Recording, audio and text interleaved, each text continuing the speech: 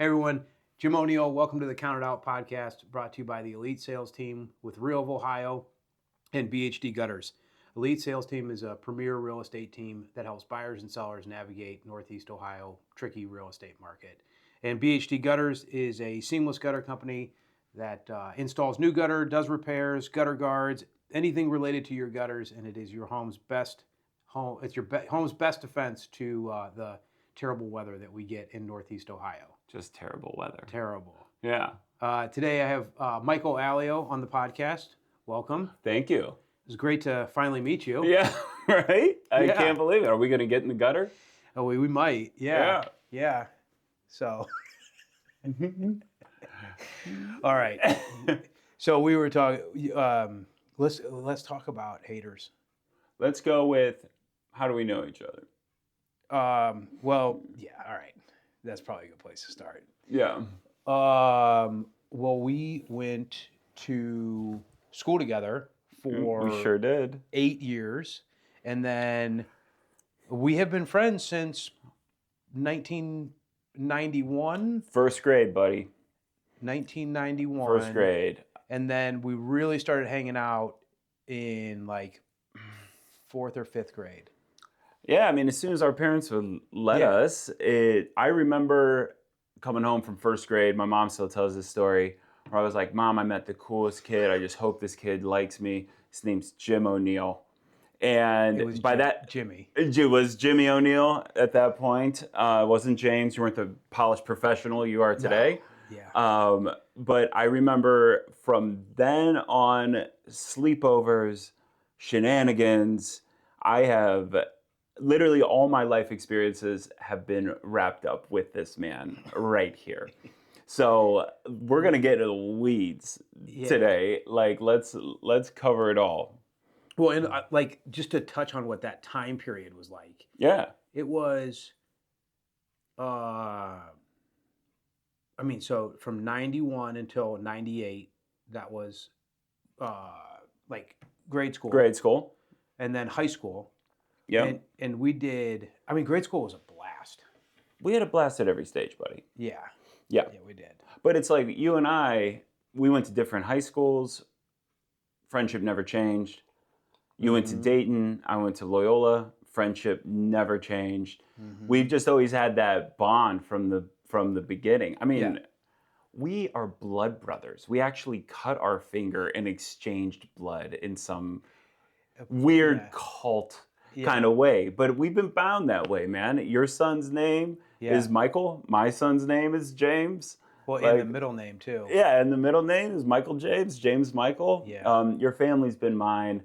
Out of all the friendships I've ever had, always considered you the closest. Same. And, you know, I love that we are still, to this day, going through life together. You remind me of all of the memories and all of those eras in my life that defined me. Without your existence, those memories go away. Yes. And so like that's one of the most important things with friendships. Yeah. Is to hold those people close, because as you change identity as you get older and you start to take on these roles as a father, as a business owner, as all these different things, there's a piece of ourself that ends up getting lost in those roles. Yeah. And those are important for us to remember as we come to age. Yeah. And in addition to that, like if you look at somebody who is like reliable, I heard this, I'm not making this up, but they said like somebody that's like somebody you can count on, someone that's reliable is somebody who has had the same friendships for long periods of time. Yeah. Just the consistency in relationships will tell you a lot about a person. And then I thought about that, but our group of friends, there's still at least 4 or 5 of us that go back to like 91. I had breakfast with TJ yesterday. Yeah. Yeah, first grade. And I mean, even my girlfriend now, Jade, she's like, you know these people since first grade? I mean, yeah, my son's in 3rd grade now. Yep. And it's like, we knew each other 2 years before that. Mm-hmm. Yep. And it's just wild. It's wild to think, and there's so much history, so much built in there. And even though you and I have taken and become our own individual person, there's still that bond that brings us back together. Yeah. It's just it's a beautiful thing, man. I appreciate you. It's family. It's gonna be a sob story It's here. family. Yeah, it's family, man. Yeah. And I absolutely love it. I think we are extremely blessed, and I'm very grateful for it that we have had the friendship that we've had. Yeah. Oh my God. Yeah. And everything. Mm-hmm. Yeah. Yeah, I remember after college, we just like I remember this job that I had. I would just drive around and we would just talk. Yeah. Like for like 2 hours during the day. Yeah, I was an outside sales rep, and that was the best time to catch up with friends. I miss that because it's like now it's just life just gets so busy. I'm not sure if it's priorities for me or just it's that era in life that's such a grind. But one thing I want to do better is like get back to that point where you're nurturing, you're checking in a lot more on people and what's going on in their life, because I don't know if it's a guy thing or what, but like I go throughout my day so focused on the tasks I need to finish that I forget about the things that actually fill my cup a little bit. I think you do a way better job than me on that. I don't know if it's. I think there's a lot of things at play. I think like part of it is the season of life. Yeah. Where like we're not like, you get out of college and you start working and you're like, new in every role. Yep. And there's pressure and there's stress, but there's like, maybe the mortgage doesn't exist yet. Maybe the like cars, like a rollover from high school. Yeah. Your Astro van. That was what do you immediately think of when I say Astro van? You went to a place there. A lot. Yeah, I know. A lot. Was there anything cooler than getting your license and when your friends start driving around and getting out there? I mean, just that freedom, like that kind of pre-internet freedom. Oh man, I feel for the kids now. I mean, they'll all have fun in their own way, but our generation, the '84 era, where it's first digital everything, we were very analog for the formative years of our life, off the grid. There was something so beautiful about that, and there's no turning back now. No. So we are literally the last ones on this planet walking around with that knowledge that time exists. Yeah, and the ability to go wild undercover. Yeah, and the ability to be yourself without the fear of being filmed and critiqued and made fun of. That's one of the biggest things I worry about for kids is the loss of self or expression. Yeah. Because they're so scared of being judged nowadays. Like you could have a bad day back in the day. Yeah. You could have an outburst because you're feeling a certain way. Nowadays, people are walking on thin ice all the time. And whether they know it or not, they're aware that they are, one record button away from getting criticized or ruined or all of that, and that's no way to live. No, that would be super tough. Yeah, no. My mind went directly to like the mischief, and how. But we didn't do any of that. No. Yeah, no, of course not. But that's where my mind went. Yeah, with how. Yeah, it would be totally different. Yeah. Well, I remember back in the day when we used to skate and stuff. Yeah. We would actually have those VHSs filming the mischief, but it was on cassettes. Because we wanted to be like CKY and film. That was pre-CKY. Yeah, we were doing. We wanted our skating videos and all this stuff. And I remember grabbing my dad and be like, "Hey, film this." Yeah, right. And I go out to the garage. He's like, "What did you do to my girl?" Oh, you just ruined He's it. like, "What Yeah. is this?" Wax the hell out of it. Yeah, in man. my garage. Just busy, like so busy doing nothing. And it was Yeah. awesome. Yeah. But busy, very busy doing nothing. And that was good enough for Full us. schedule. Full schedule. Full schedule. Yeah, like Yeah. summers 9 to 6. Yeah. I am busy doing what? Nothing, but everything. Yeah. We're gonna figure it out. Yeah, we will Don't figure. worry. We will figure it out. Meet me in Yeah. the field, man. Yeah. And then everybody else comes out like, "What's up?" Yeah. You know? Yep. Well, okay. So going back to like, why do people like lose touch, right? Sure. I think that there's some people who, as they get older, men, just kind of introvert. Yeah. Even though maybe they were more extroverted and wanted to go out and socialize, but then maybe just kind of get more introverted as they get older. Yeah. I mean, I don't know if that's all men, but I feel that way. Like 100%. Like I'm so focused on getting my tasks done, whether or not that's for work or for family or for all these things, that I guess that's the priority for me. Mm-hmm. And you know, I've got to find ways of rearranging that, because you do that for too long and you lose touch with the people that ground you and who made you who you are. And you know, there's like a certain kind of grief that comes along with that, Mm-hmm. about losing a part of yourself and a friendship and history and graduating into this other hodgepodge form of yourself that feels gratifying because you're providing and you're being responsible, but a lot less fun. Yeah. I don't know.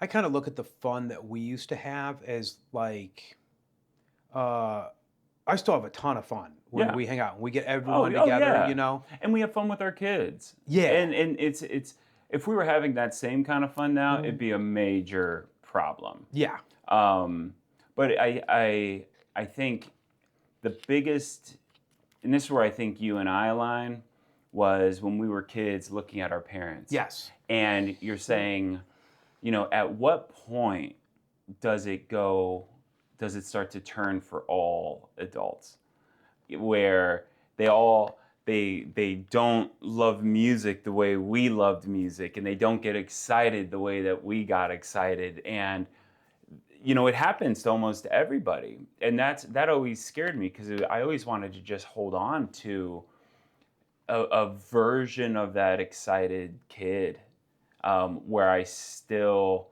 have like that zest for life to go out there and experience and to feel and all of that. But I feel like that's a threat that I'm very cognizant of, that I'm always kind of fighting against. Yeah, I get that. I never thought of it like that. Yeah. Yeah, because I guess I never saw my parents as ever having any fun. Yeah, right. You know? But the thing is, you know, I heard a lot of stories about your pops, Yeah. you know, from Yeah. mutual friends, and there's a version of that, whether or not you change because you want to, or you change because life pulls you that way. But you know, the same thing happened with when I lost Laura. There's a person that she married that I will never get to meet again, because life, grief, loss completely changed me.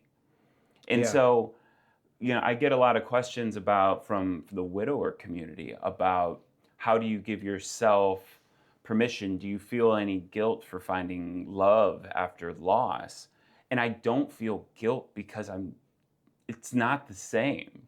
Yeah. I'm a different person, almost entirely. I don't feel like I'm sharing my girlfriend with Laura, because Yeah. because I couldn't be more different now, because I see life different. I mean, I have a raising a 9-year-old now and have been raising him by myself for 7 years. Well, and what do you think she would say? Oh. She'd say, move on. 100%. Not like, No. continue your life. Don't, like, I think she'd be very proud of where you're at because you've just paved a whole new path. Yeah, and it's difficult the grief is not logical always. It's this wave, this ebb and flow, just like many things are in life. I think addiction is a lot like this too. Yeah. Where it's in ebb and flow, where you feel as though it makes sense that you've got it under control, that you're healed, that you don't need these things anymore. And then you have moments of weakness where it all starts come pouring back and tempting and wanting to pull you back in. Yeah. And grief is a lot that way. But if the cancer floor taught me anything, is that we don't have enough time to pretend that we have more time. Yeah. Like it's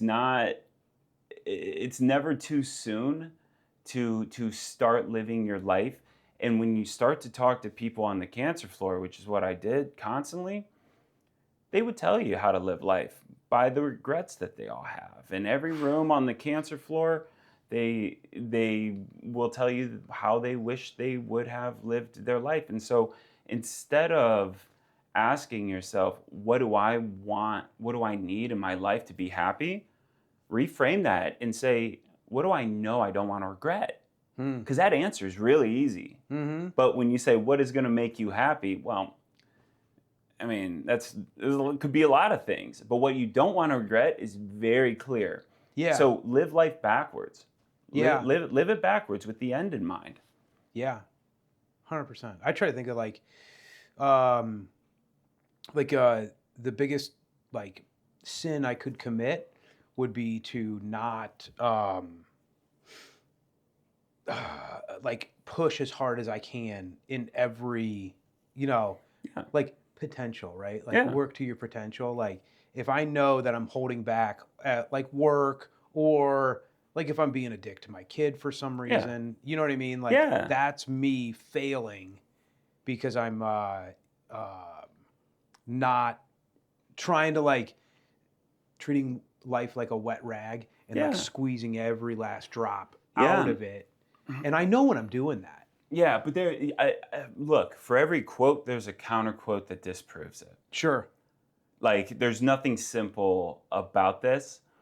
What you're saying, I applaud, and also, there's also balance, where if you put too much pressure on yourself to squeeze every last drop out, you're always going to be yearning and reaching for something that's going to keep you away from the present.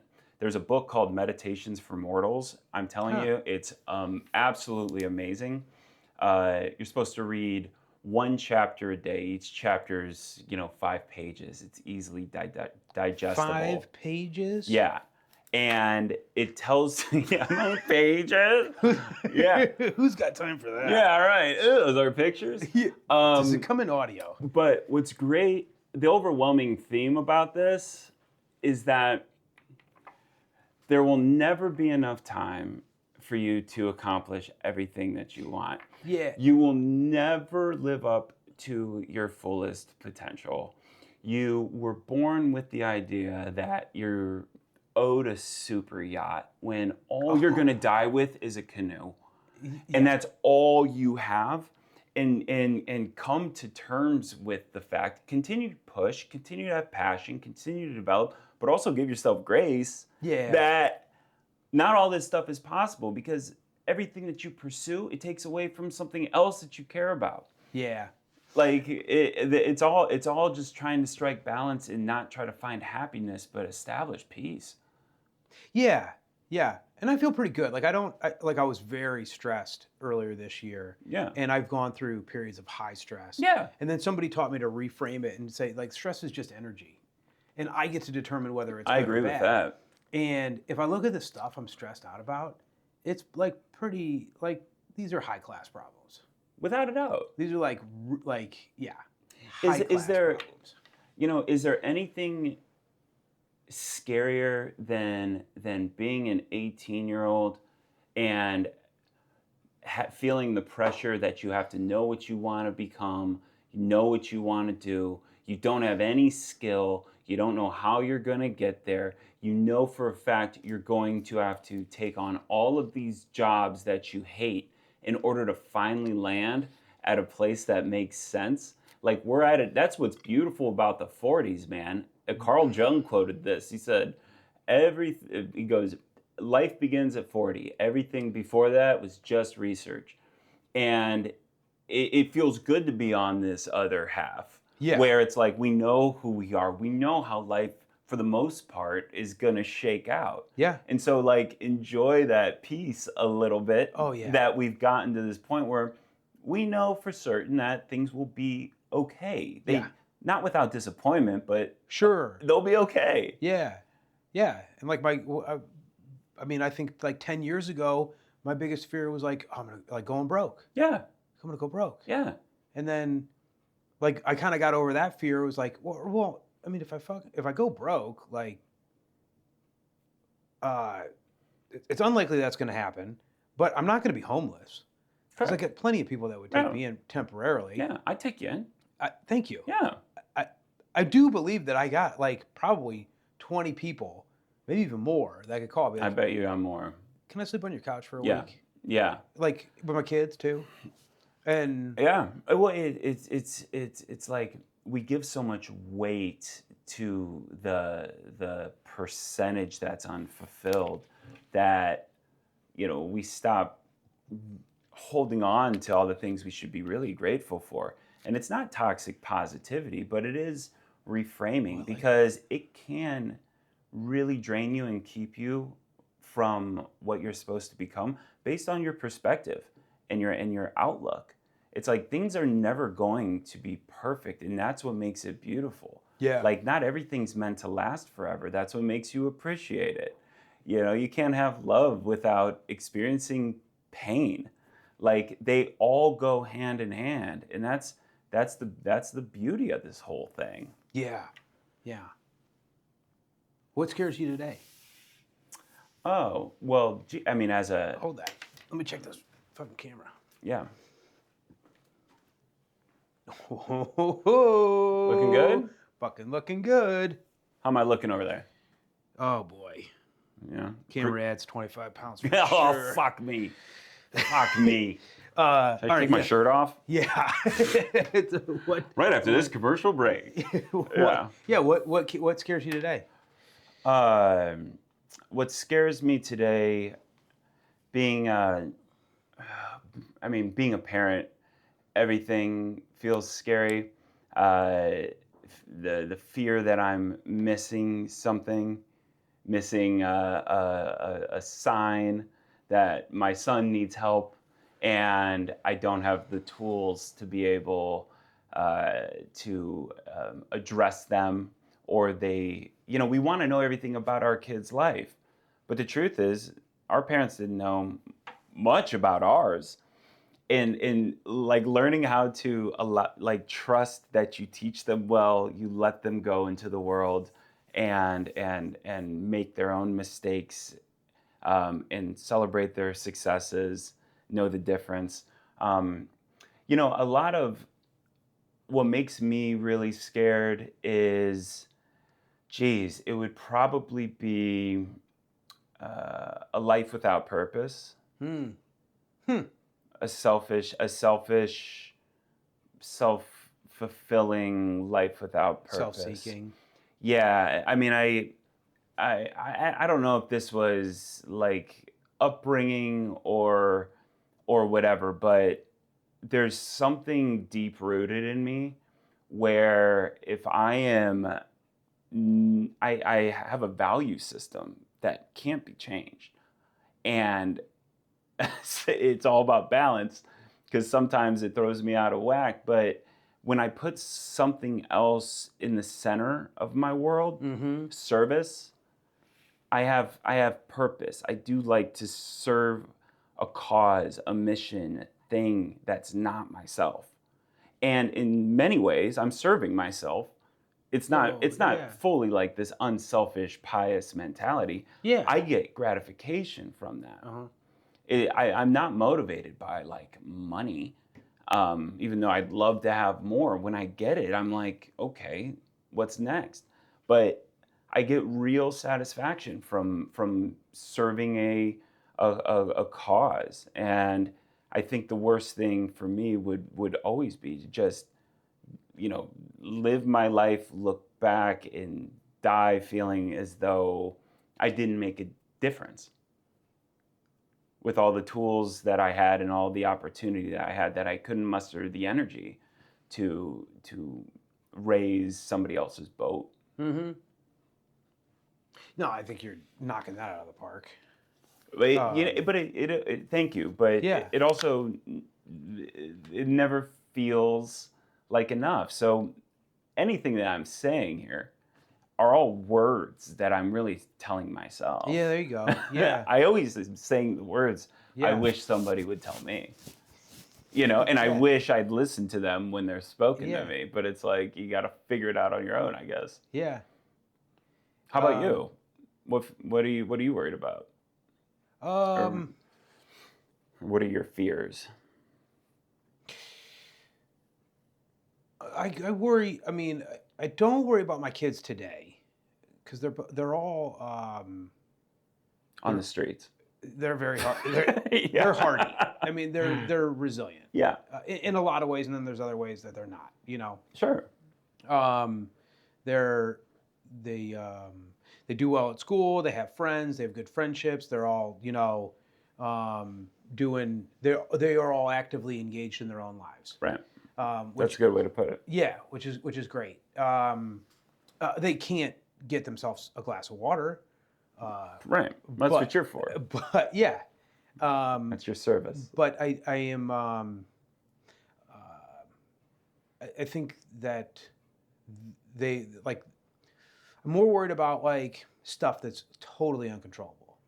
Yeah. What's the world going to look like when they're my age? Yeah. Is it going to be easy? Is it going to be hard? Are they going to have any opportunity? Like Mm-hmm. that kind of stuff. I tend to worry about the stuff that is not inside my hula hoop, that I have no control over, and then I got to remind myself like this is a foolish exercise. I should probably focus on, Yeah. my own what I can control. If you can touch it, you can change it, and Yeah. let the rest just take shape. Yeah. But that's hard to do. Yeah, and then it's tough to do, but it's important that you bring yourself back. Mhm. Like it's not wrong to have those feelings because they're logical, rational. Yeah, I feel like my mind is like sometimes I'll be actively doing something and then like my mind's on like a little like railroad like track, and it'll just like someone just gives it a push and it starts going, and sometimes it just falls off the track and I Yeah. gotta go like pick it back up, Yeah. like get back on track. Yeah. Right. Just keep it going. Right. Which It's like, I've learned the importance of just living in a 24-hour cycle. yeah. And that's it. Because I don't know if being a caregiver taught me this, because it was hard to live life in between doctor's appointments and scans. Like, hey, you're cancer free now, but we saw something, and in 3 months we need you to come back for a scan. Mm-hmm. Like, how do you live in between that, knowing that there is news waiting for you that's going to drastically alter your life? Mm-hmm. And that kind of taught me that life was just going to pass me by if I was sitting in that doctor's office waiting for 3 months Yeah. for the answer. I was not going to be active or present in any relationship. Right. I wasn't going to be any good at work. So it's just you handle what you can during a Yeah. 24-hour period. It's like sobriety. Yeah. One day at a time. Yeah. It really makes me like I just feel silly about worrying about 20 years from now. You know what I mean? Like Yeah. Yeah. I'm What not the hell am I thinking about I that? never worried about 24 like 20 years from now. Because I know we're all gonna be okay. I like this visualization, dude. of like, imagine watching yourself. You're in a movie theater, watching yourself Oh yeah. in a movie. Like everything, every action that you're doing. Mm-hmm. Are you the person that you say you are? Yeah. Like, yeah. like, are you somebody that, Living up to your best self. yeah, like, are you somebody that identifies as having a certain set of standards, but if you were to watch yourself Yeah. and certain characteristics, but you watch yourself, you realize you're just, Yeah. Do I live to that do you code? live to that code? Yeah. And I have that visualization in my mind constantly, because it's really immovable for me, and I want to make sure that I live an authentic life. Mm-hmm. Like, we do ourselves such a disservice by lying to ourselves. Oh yeah. Yeah. Yeah. For sure. Yeah. Yeah. And it's like, just an authentic, kind of honest and simple Yeah. life, not yearn for things that are fool's gold, but like the things that matter. Mm-hmm. Yeah, for sure. And like that code, that's all very familiar to me based Yeah. on how I've been living for the whatever the last number of years. Yeah. How many years? Almost 19. Wow. Yeah. I gotta That's say, I was talking to a mutual friend of ours yesterday, and I always had so much respect for you. Thank you. Not anymore. Thank you. But Good. But I remember the moment when you decided to go sober, and it was at a time when our entire friend group was Yeah. not. I feel like, I mean, I'm actually 6 months sober Mm-hmm. right now, and I did that just for support for Jade, but also I didn't want anything to control me. Like, I like the idea of shedding something that Yeah. doesn't serve you, and test your discipline and your wherewithal and all of that. Mm-hmm. But I remember when you did it, it was almost like this novel concept, and you almost had to do it alone. Whereas now, if I know we have mutual friends that have sought a life of sobriety, they immediately go to you to help mentor them. And I can't imagine what that felt like for you early on, making that commitment to be, not only want to be a better person, but to take the necessary steps to achieve it. Yeah, there's a whole bunch of stuff that was that led up to that, um, like emotional, like social consequences, stuff like that. Yeah. That led to that point, and then that was really like when I became a man, Yeah. because it was like um, our entire existence was our friends. Yeah. For to that point, what 20 24 years old. I was 24, so would that be since we were like 7? So Yeah. 17 years or so Yeah. of every single thing I did, for the most part, was in the consideration of where are my friends going to be, and then how can I be involved. Yeah. And we had that like group mentality. Yeah. We were all deep. All of us. Yeah. Yeah. And yeah, I was. Was it lonely? No, not at all. Even in the beginning? I thought it was going to be. Yeah. I thought it was going to be very lonely, but no. Because I would imagine at that time it would be. That's a surprise. No, it wasn't. It Yeah. wasn't. It was nothing I expected. Yeah. I was afraid to kind of leave the group and go out on my own path because I thought I was going to be lonely. I thought I was going to be bored. I thought I was going to just live this mundane existence. But it was contrary to all that. Yeah. I had something to do every night. I had a ton of people to talk to. My career took off, uh, and I was able to seek out and develop new hobbies. Yeah.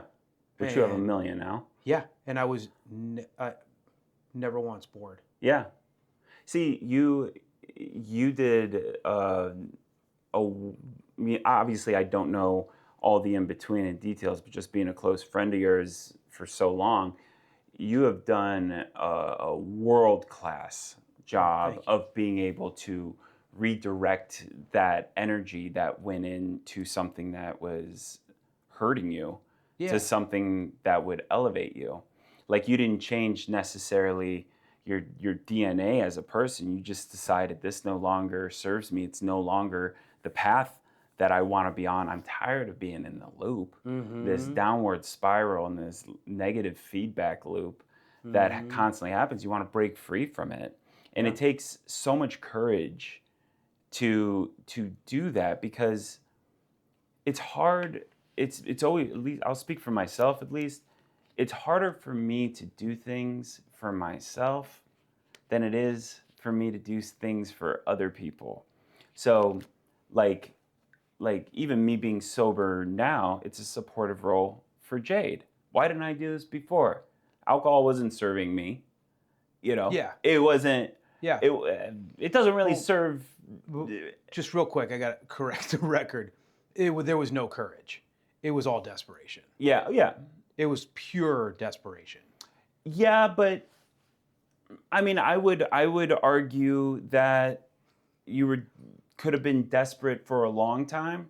Yeah, to take And the step. the courage is the step, and the courage is to stick with it, and the courage is to stay true in your convictions, and serve Angie and your family and your relationships. Put those at a higher power than yourself. But that may be wrong. I mean, you certainly were in a bind, but you made something great of it, man. Well, it's pivotal in Yeah. my life. Yeah. Yeah, and it's been so great. And I'm like, I don't regret. Yeah. The only thing I regret is maybe not doing it sooner. Right. But I think that we don't get to like choose those moments, you know. Yeah. Those are kind of plopped into our life by divine, and like now it's time to, here's this. Yeah. And how are you going to react to it, Yeah. But Yeah. I mean, just Yeah. as a friend of yours, man, even after all these years, dude, after all the stuff we've been in, I hold you in the highest light, bro. thank you. Like, And likewise. yeah, too. I still admire you. Yeah, but it's not like you haven't been through your stuff. Yeah. I mean, enough tests, right? Yeah. Like God gives you all you can carry. But and I could say the same thing with how you handled Laura's passing. Yeah. I mean, because I think that I met her in maybe 2003. That's when we started dating. Remember we drove up to Michigan? Yeah. Yeah. You remember that? Yeah, I Yeah. do. Yeah. I remember being too sick. I was supposed to go to her. You went over to her family's house to meet her whole family. Why did I bring you? I have no idea. That was a bad decision. Yeah. You had way better people to bring. No, but like I'm meeting her family for the first time. I have no and idea. I brought you. Yeah. I don't. Were we going to Windsor? No. You called me on a. What a move! It was a bad call. I ended up throwing. You threw up on those towels and then you hit them? Yeah, and I then think they found them. I think I threw up on like her baby blanket or something. Yeah. And I just remember. Oh my God, mean, that's so funny. I was really struggling at that point too. Yeah. We were like 19. Yeah. And I remember thinking like, man, this I don't know where I am hours from home in some stranger's house. Like they're very nice. Dude, props for coming with me. I should never have asked you to even do that. I Don't know why. You asked me. It was like a Saturday morning, and you're like, "Hey, I'm going to Michigan to meet my girlfriend's family. Do you want to come?" And I remember walking down and asking my mom, "Can I go to Michigan to meet Mike's girlfriend?" She's like, "When are you gonna be home?" I was like, "On a Sunday." Yeah. She's like, "All right, okay, Oh my God. let's go." Who does Drove that, to man? Who does that? Yeah. But she was immediately interested in like all the things around you too. You Yeah, know what I mean? yeah, she fit so well. Yeah. And I mean, we, geez, I mean, I was a freshman in college. She was a senior in high school on a visit. I saw her and convinced her to come to Loyola. I said, if you come here, I will make it worth your while. And I mean, she had offers to Brown, Yeah. Ivy League, Yeah. Ivy League schools. And Loyola is a good school, but it's not that. Yeah. And this is without Facebook, this is without cell phones. Next fall I see her in the cafeteria without even me knowing that she's coming. And I said, well, shit. Okay, promise is a promise. And from there, like, we dated the entire time. Yeah. We had a couple breakups, but like life was just very clear. Yeah. And there was something so great about knowing that early on that was a part of my life that I never had to worry about. Mm-hmm. Like, I could say, no matter what goes on the rest of my life, I know I got somebody that's going to ride with me, go through life with me, like fill in the gaps where I'm weak and not ridicule me for the gaps I have, but compliment them. Yeah. And me do the same. And there wasn't like, you have to change for this. There wasn't this long checklist box that people have now of, 6'4", blue eyes, finance. Yeah. Like, there isn't all that stuff. It's just your gut bringing you to somebody and your desire to stay committed to it. Yeah. Through the ups and downs. It's just return to simplicity. Yeah. And then when you guys moved here, her and I did all the house stuff. Oh yeah, I know. Like you I didn't do didn't anything. do any of it. I didn't do anything. Yeah. And then but then even like when you guys moved back here in like what was it, like 2014? We bought the house you sold us in 14. Yeah, 2014. Yeah. And then dude, she hung out with your friends more than you did. Oh, I know. Like Dude, two like literally born and raised here, within 6 months. Yeah. She knew way more people than I knew. Yeah. And it was really interesting. I mean, she was such a social person. Yeah. Just a bubbly, gotta be there, gotta do this. But it was interesting too, because she also had just crippling anxiety. And it was really cool how she did this, because it was one of her like coping mechanisms too. She hated driving alone. And I actually, for 3 years, drove her to work every day in Hudson, 30 minutes away when I worked right down the street. But when she was driving alone, she knew every single person on her route, just in case she had a panic attack, that she could call. And that brought her relief, knowing that she wasn't alone. And it was a really interesting coping mechanism. She was authentically there. She wasn't using these people for relief. She was doing both. Mm-hmm. And it allowed her anxiety to actually develop some of the best relationships ever, because she's always checking in on these people. Are you home? If I pass out, are you gonna be there to call me? I'm a minute down the street. Yeah. But she cared, and people cared about her. And it was a beautiful thing. And when it came time to like have a kid, we didn't have any issues, thank God, having a child. And 7 months after that, breast cancer. We attribute James to finding it. He stopped taking breast milk from one side of the breast. And that was the turning point where we actually got it checked because of it. And it wasn't a plugged milk duct. It was real cancer diagnosis really quick. And everything after that was frightening. Everything after that was beautiful.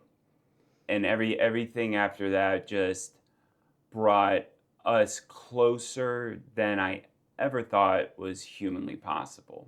Yeah. That was one thing I learned too, is that in relationships, a lot of people try to avoid the hard conversations, but if you're able to get over them together, on the other side of that is more intimacy, a deeper relationship, more trust. It's a real beautiful thing.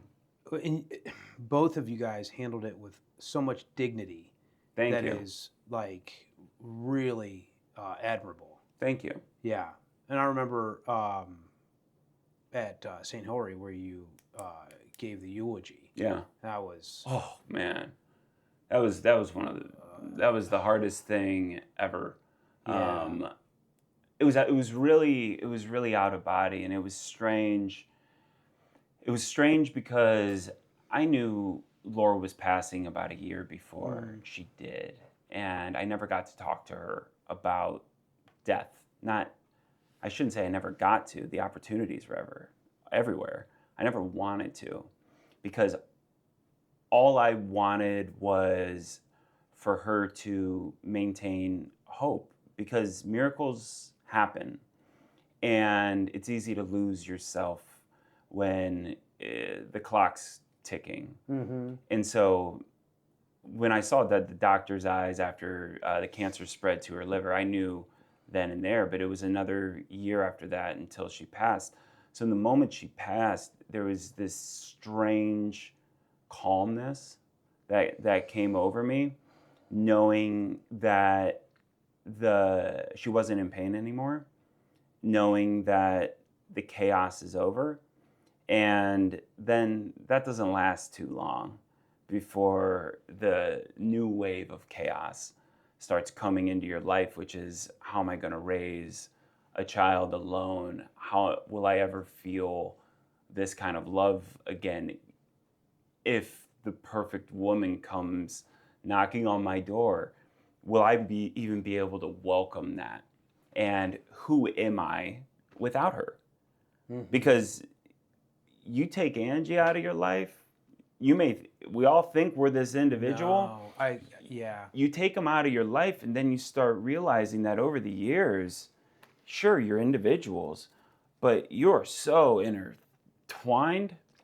The inside jokes, the mannerisms, the expectations, unlearning that and having to relearn it, and give space to a new person Yeah. to not hold it against them if they don't love the way that you loved in the past. It's a complicated thing, but again, it's one day at a time. Mm-hmm. Yeah. And I remember that, just being in that whatever, like that circle that we have Yeah. when all that was going on. Yeah. And it was, and she documented all of it too. Oh, I know. Oh yeah. I remember when she did everything on social media. I was just like, dear God, can you keep anything private, lady? Can you keep anything private? Mm-hmm. Because, regardless of my own social media, I'm a very private person. But I'll tell you what, it was watching her be vulnerable on social media and not selling this idea of like perfection, but being a newly married young woman, a new mom, facing a cancer diagnosis and all the fear that comes with that, and being honest and open and vulnerable about it, it created a community. Mm-hmm. And it was the kind of the message that people wanted to hear. And it gave her strength, and it gave her purpose to advocate for others. Yeah.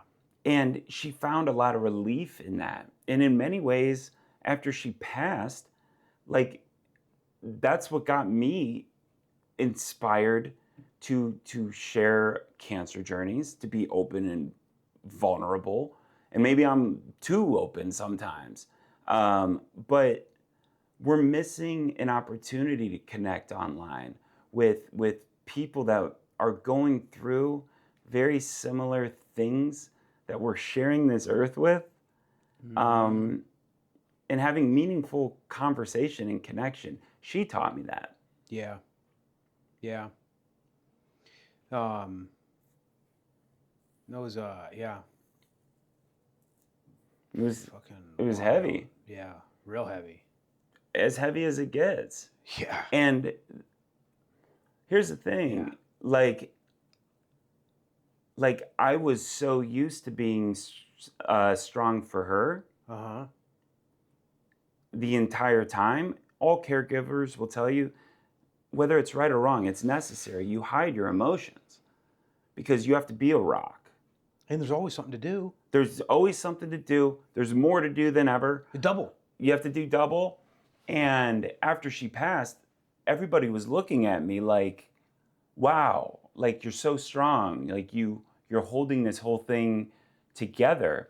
And, you know, I collected that praise like they were merit badges, feeling good about myself, validating myself. But I wasn't okay.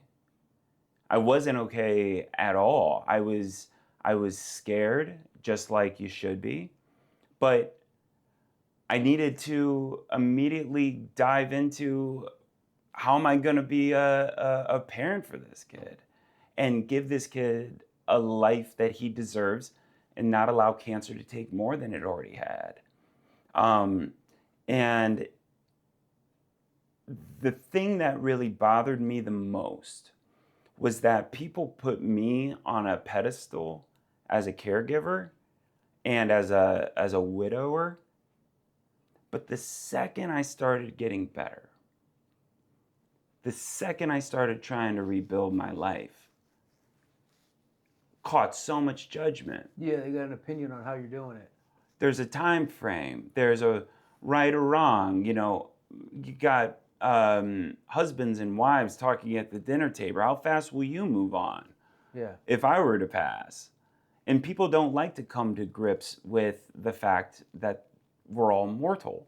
Yeah. You know, and this isn't going to last forever.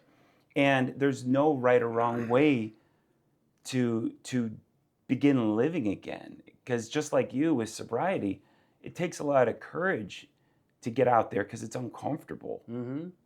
And I remember having a little bit of resentment towards that, about you know, dedicating 16 years of my life to being a great husband, a great caregiver, as good of a dad as I could possibly be. Yeah. But the support stops coming when people see you start getting better, but you're not better because it never goes away. It just changes form. Yeah. I don't know. I don't know what it is about people that there's always, I mean, like you say haters, but it's like there's everyone's got an opinion on how other people should react through trauma. Yeah. Yeah. Mm-hmm. Yep. And people like to watch it. Yeah. Because it allows them to experience a little bit of it in the safety of their own home, from a distance. Yeah. It's like playing with fire or watching a horror movie. You get to experience the thrill without having everything on the line. But the people that are living it, it's really tough. And I think what we need more of in our culture today is grace and more curiosity to ask questions before judging where people are coming from.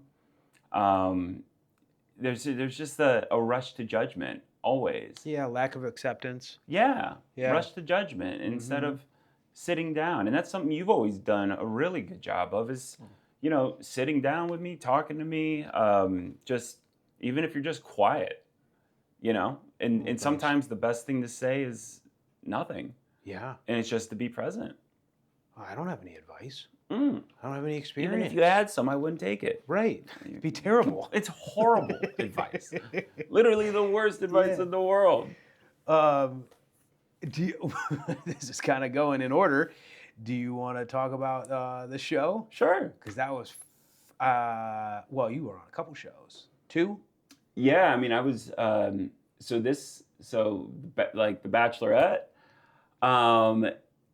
was not in the plans, man. You know me. That was not. Yeah. That How was did that not, work out? It was so wild, dude. So Laura passes in 2019. Spend 2019 kind of getting my shit together, trying to understand what life is like, relying on support. Yeah, because she passed in January of 19. Yeah. Then 2020 hits, COVID. Yeah. Not only am I alone in my household with James, but now my support system's gone. A 3-year-old. Yeah. I don't have family, can't come over, friends are gone. That year was so lonely. I started a daycare in my basement. I hired a teacher and I got like 5 parents to bring their kids down to the basement because I had to work full time and James's school kept opening and closing. So I was like, nope, taking this in my own hands. I hired a full-time daycare teacher, licensed, everything, Purell stations, reading things, all down there.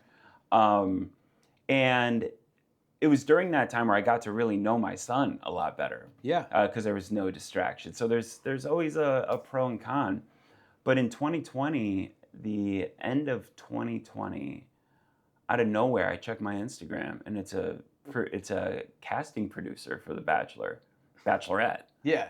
And they're like, you want to be on a show? And I had no idea what show they were talking about. And they're like, it's a dating show. Can't talk about it. And I'm just like, is this even real?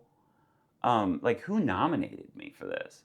Yeah. And it just so goes to happen that the casting producer, her husband makes apps for nonprofits. And I came up as someone they should know because I started a foundation for Laura. And so all of these things connected. They talk to me. I'm like, this is just wild. So I take the interviews because I'm just interested in like, what the hell goes on behind the scenes? Yeah. Get to the end of the interview, and all the major like producers are on it. And I'm down while I'm doing the interview. I'm down in the basement in this preschool that I created. So they're probably looking like, this is America's guy. You know, they want the whole story. And I'm like, how do I find myself in this position? Like, all of this happening so quick. What I knew for a fact was I was kind of drowning where I was at. And I had no idea where this whole thing would lead. Yeah. But I knew at a minimum it'd be an experience. I knew at a minimum I would be able to tell the world about Laura, which I did. Yeah. And that's what I wanted to do.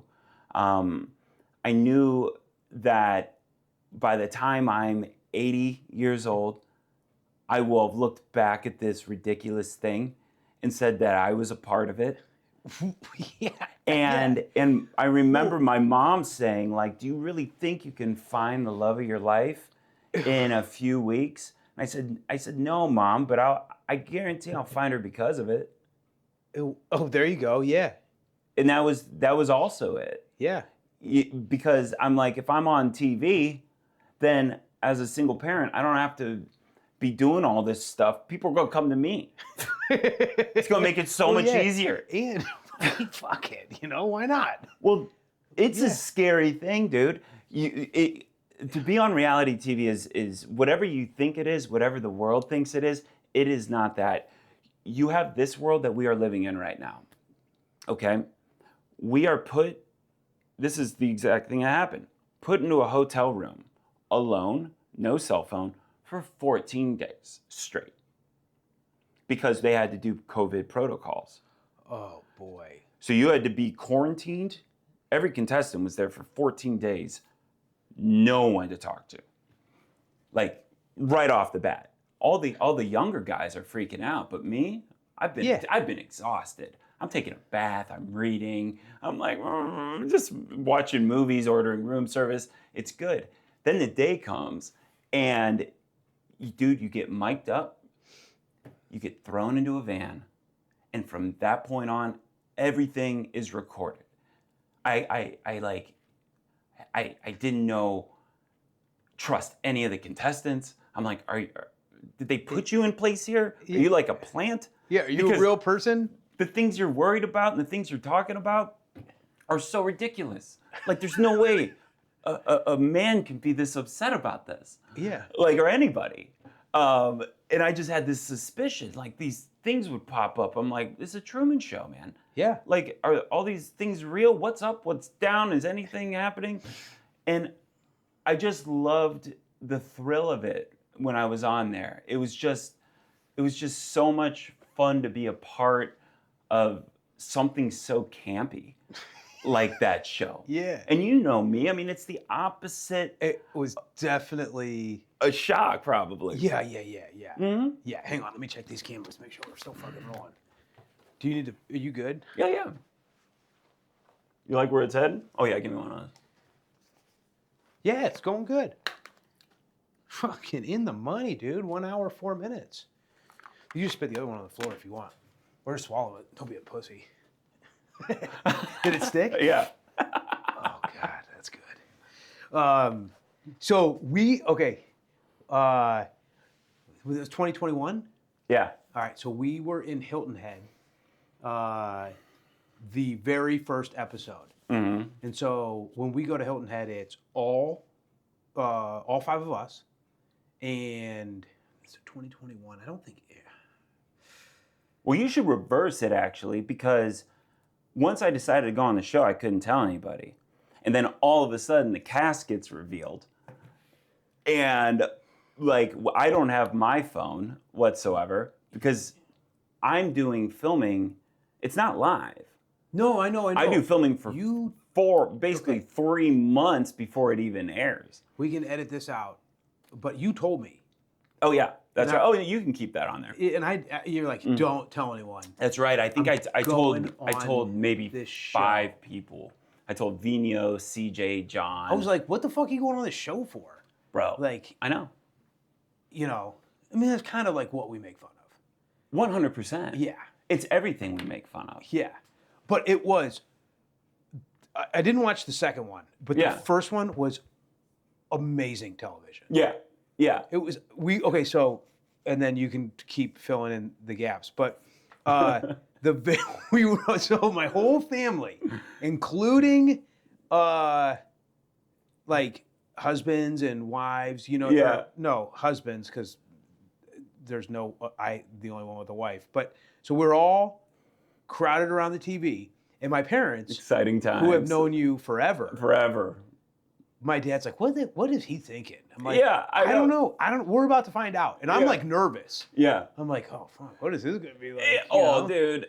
And you gave her this watch, and you were like, said something like, "Time's the most valuable thing." This was like my grandfather's watch. Yeah, or something. yeah. And they're like, "No, I'm just kidding. I bought this in the airport on the way here." Yeah. And my dad started cracking up, Yeah. like dying. Well, it's so weird. You get out of the limo, man, and like, whether people watch the show or not, that show has been an American staple for 30 years.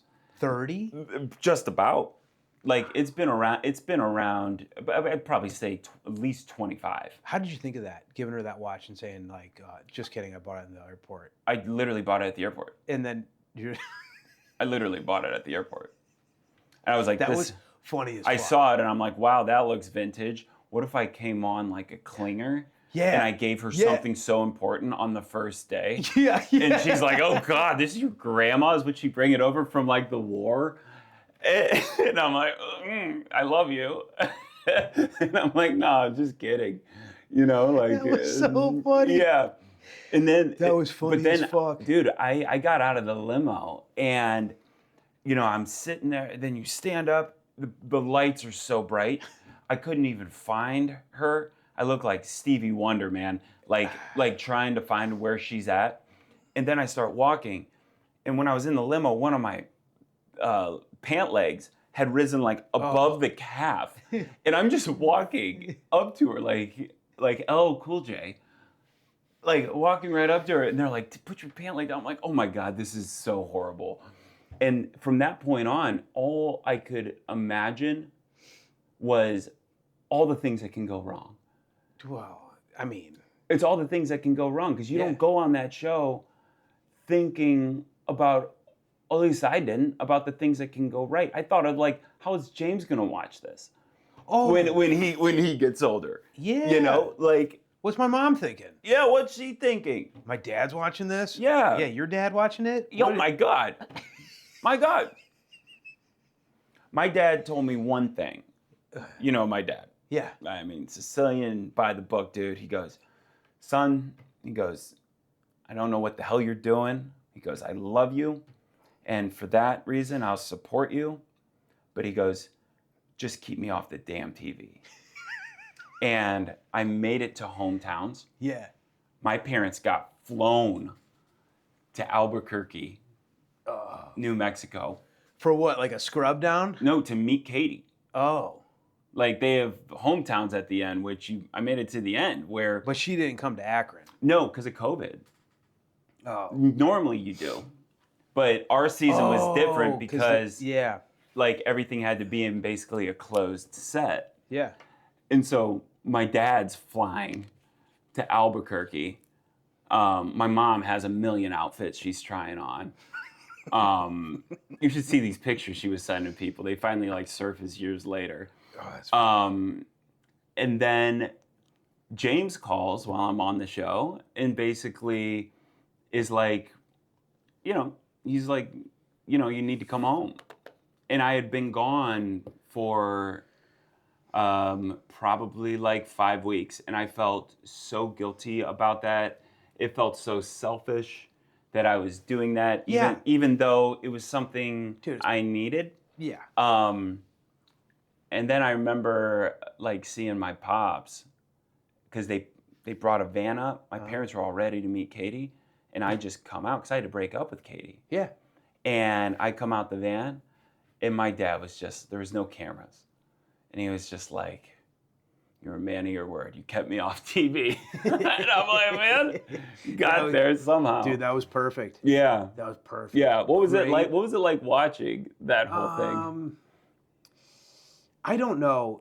So I watched the first episode, and then we had it on, all of them. And I remember watching, but I normally fall asleep with the TV on. Yeah.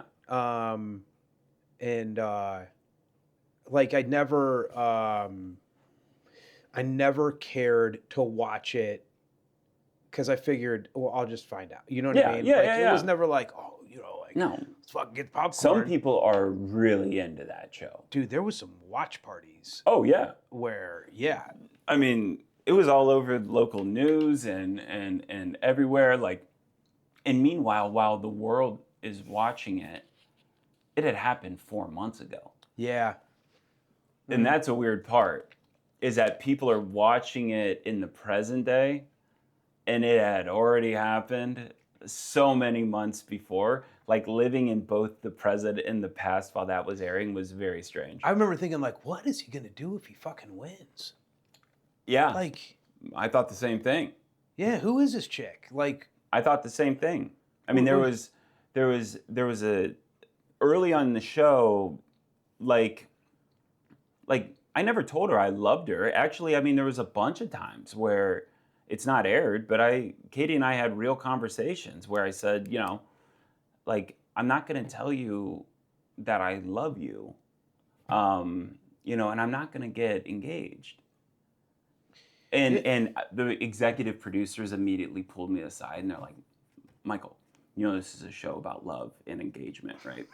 And I'm like, "Yeah, but at least she knows now." Yeah. At least she knows that that's where I'm at, because I'm not going to bring her to Akron to meet my son to get everything filmed and bomb him with, after the loss of his mom, all of a sudden have, this new person come into the life.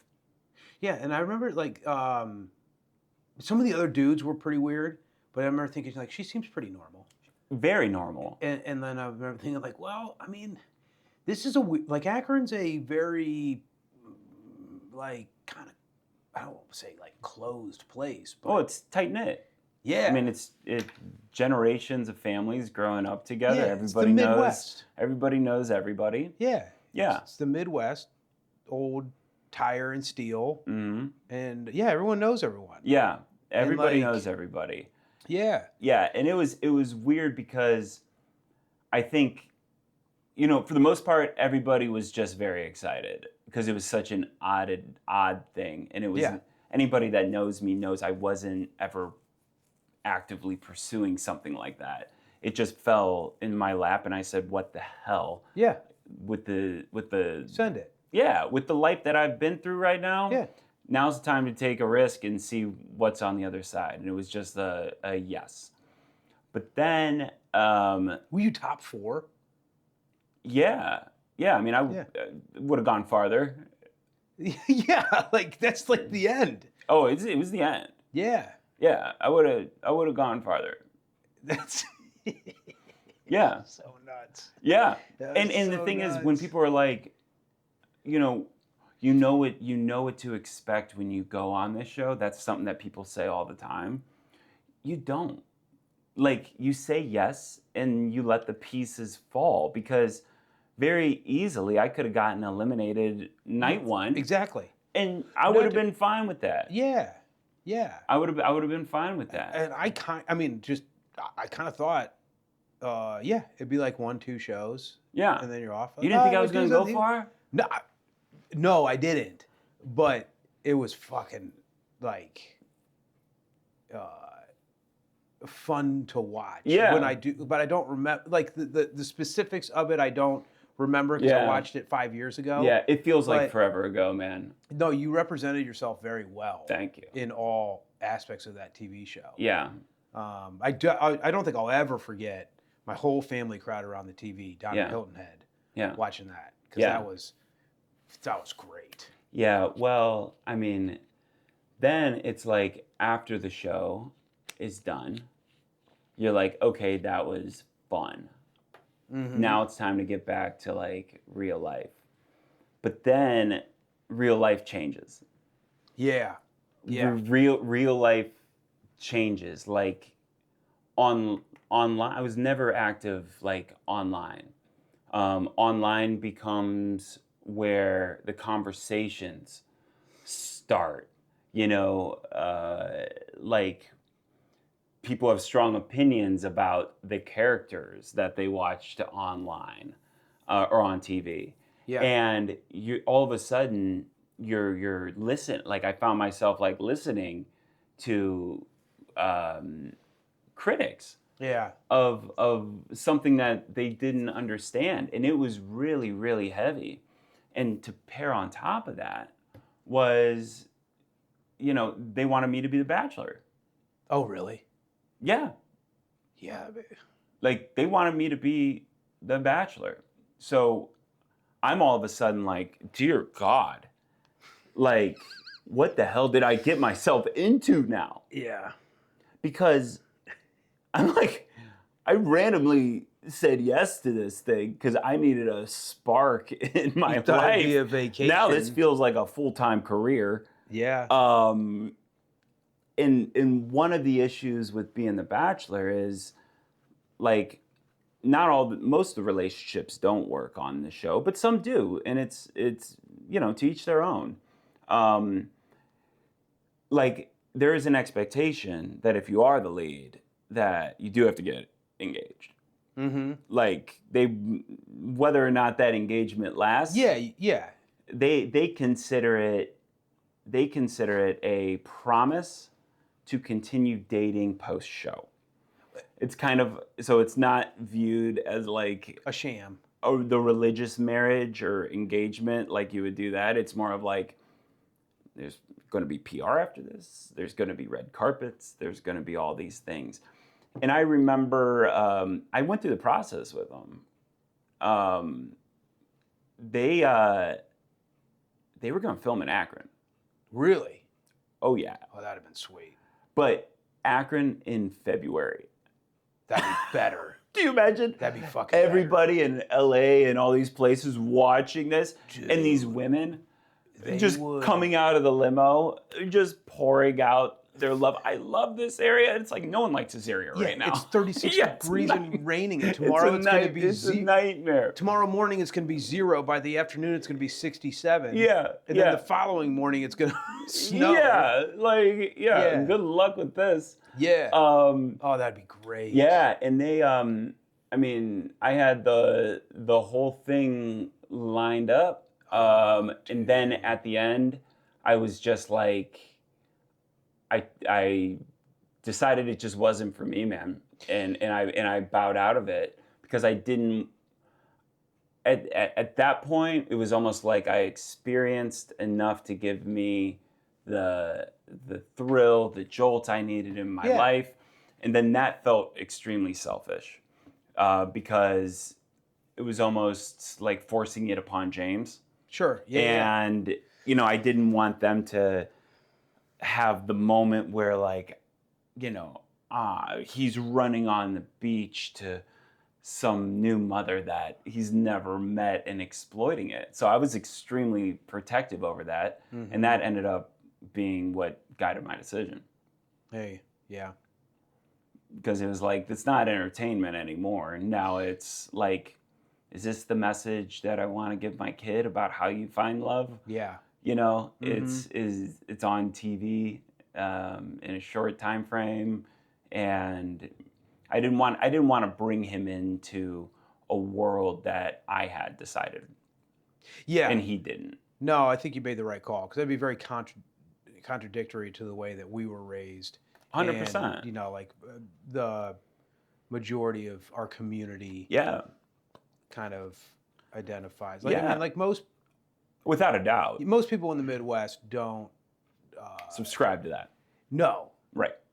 Yeah, like, you know, I made a joke earlier, like for probably generations, like my entire lineage just looked to the next pew in church and was like, yeah, okay. Yeah, there's room there. Yeah. That's pretty much how it is. Yeah. Yeah. You get into these small communities and it's, you know. Well, how'd you meet? Well, I was 8th grade and we, yeah, you know. right. Yeah, right. You know, like, Camp Christopher. Yeah. But it was weird because it's like I was thrust now into this public eye. I was cast away on the show that is a piece of me, but clearly not the full piece of me. Yeah. And like now all of a sudden, the money that was being offered for the job, the opportunities to be the Bachelor, all of that stuff, it was a very tempting.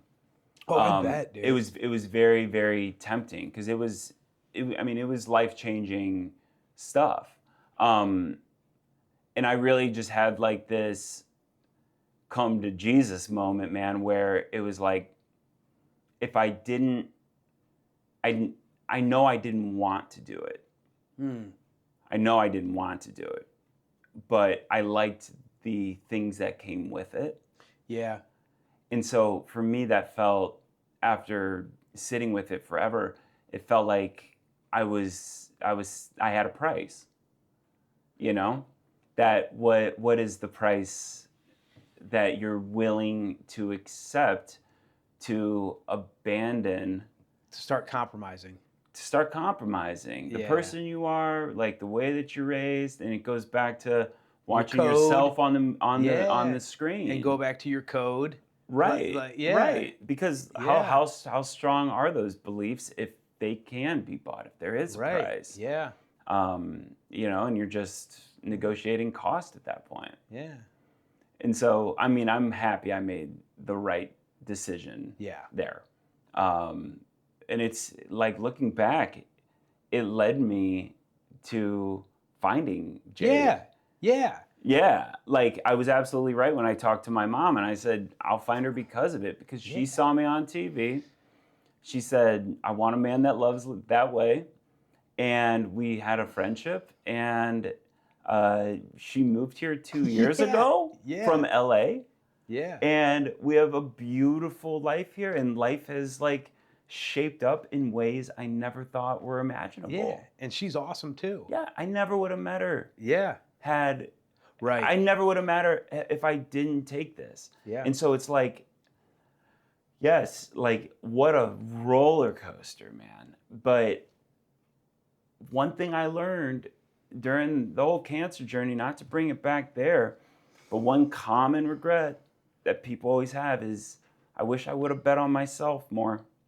I wish I would have said yes more. I wish I would have taken more risks. Yeah. Because nothing, there are very few things that like are that serious, that can't be changed. Like things can, if you make the wrong decision, a lot of times you can fix them. This was one of those situations where if it was the wrong decision, I'll be able to fix it. And I'm glad I bet on myself. Oh yeah. And did that. My life would have looked totally different now. Yeah. Do you ever think about what it would have looked like? Not really often, but here's the thing. Like, I truly believe like I was meant to meet Jade. Yeah. She was in California. There was no way our paths were crossing. No. Not a chance. Would I be happy? Sure. I'd be some version of that. But I can't imagine my life any different than it is now because I love it so much. Yeah. Yeah. And it's just like with you. Like your decision to bet on your career. I remember having a conversation with you. You were doing landscaping, and you're like, I'm making great money. We're in the car driving. And you're like, but this is I'm going to have to build this book up. I'm going to have to do all this stuff. There's all this risk. Like, I'm going to have nothing. Like, all of that. And I remember talking to you, and we're like, F it, do it. Yeah. Well, go and do it. I remember coming home. I looked for a job for 6 months because I knew I needed to get out of landscaping. I did not. There was no. It was horrible. Yeah. I hated doing it, and I knew I needed to get out of it. So I just kept going on these job interviews and stuff like that. But I couldn't. Yeah. It was 2012. I couldn't get hired, and I go home. I talked to a couple people, and they're like, "Yeah, do it." I'm thinking like, oh, all right, let me talk to Ange about it.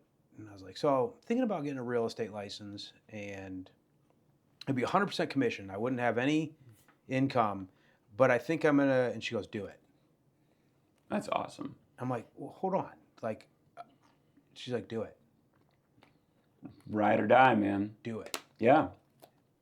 And then, Angie's a real one for that. yeah, she's always been. Yeah.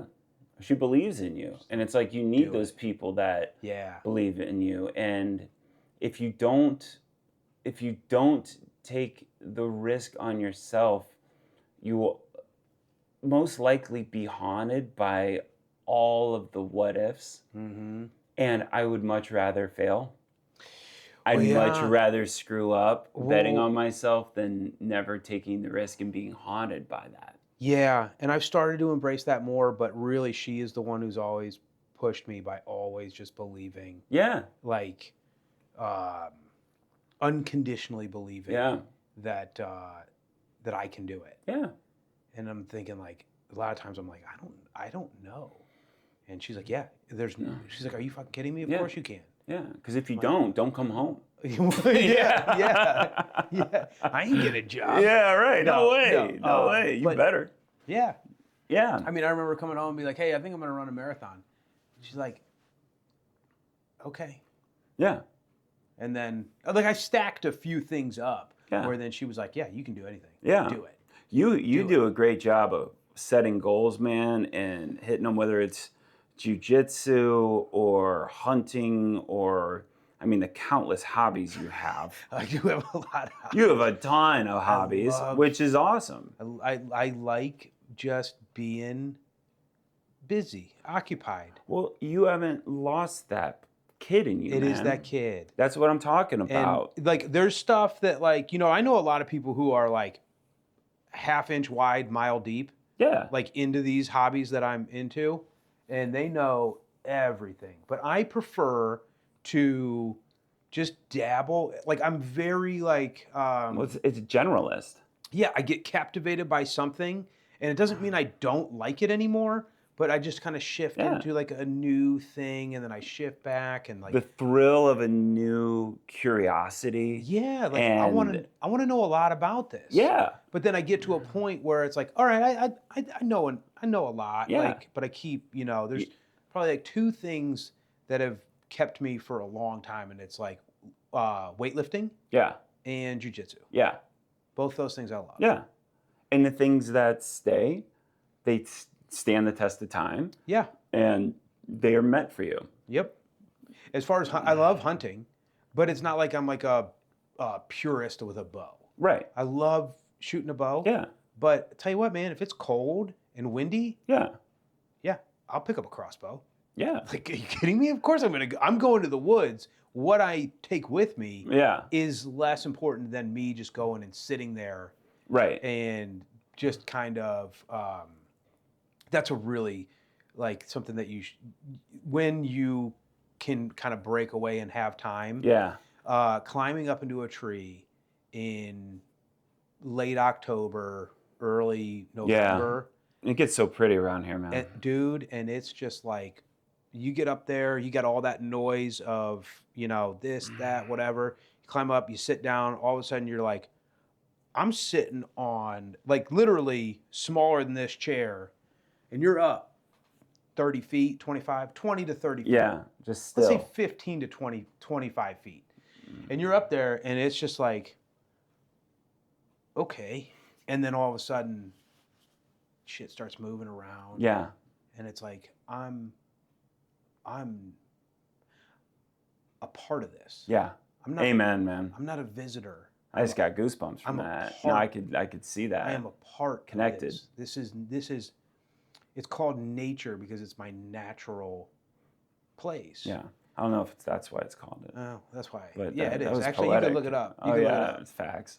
Yeah, but yeah. like It's cool. like somehow we spend so much of our life traveling between A and B, our house and our work and our grocery stores and our meetings and all this. And then in between is this vast nature that is just sitting there free of charge, waiting for you to like be a part of it. And I feel like we're so lucky to be in Akron because the Cuyahoga Valley National Park is the ultimate gem. Jade came from LA and she's like, what is this? Like, this is insane. And we can drop a kayak in the water in 5 minutes, where in LA it would have taken you 6 hours to get to a place where you can do that. And it doesn't end, and it's stunning, and it's connecting, and like the quiet lessons nature teaches you during these very loud moments and eras in your life. It's medicine. Like, it's absolutely medicine. Yeah, the national park's sweet. Yeah. You can go an hour south and get to even like, you feel like you're in a whole different, Yeah. you know. We're surrounded by it. Yeah. And so, like, a lot of people go up to Jade when they're like, where'd you move from? LA? Why are you here? Yeah. If I go out to LA or New York, I was just in New York 2 weeks ago, and I was sitting at this table with a bunch of people, and this girl asked me, she's like, where do you live? And I said, Ohio. She starts laughing. She's like, no, seriously, where are you from? Yeah. Because their mindset is like, why wouldn't you live in New York or LA? And I'm like, I wouldn't want either of those. No. Like, Yeah. I am exactly where I am meant to be. A place where I can pursue my passions. I can have family and friends and roots here. Real tangible, like, community. I can be a part of something. Like, I don't know if that's something that, like, you and I were raised with, or it's something we just really, really value now that's not movable. But I'm so happy I have it. Yeah, I didn't value it for a long time. Yeah. It's like, I gotta get out of this shithole. Yeah, right. I gotta get out of here. This place sucks. Yeah. But then Then you moved to Dayton.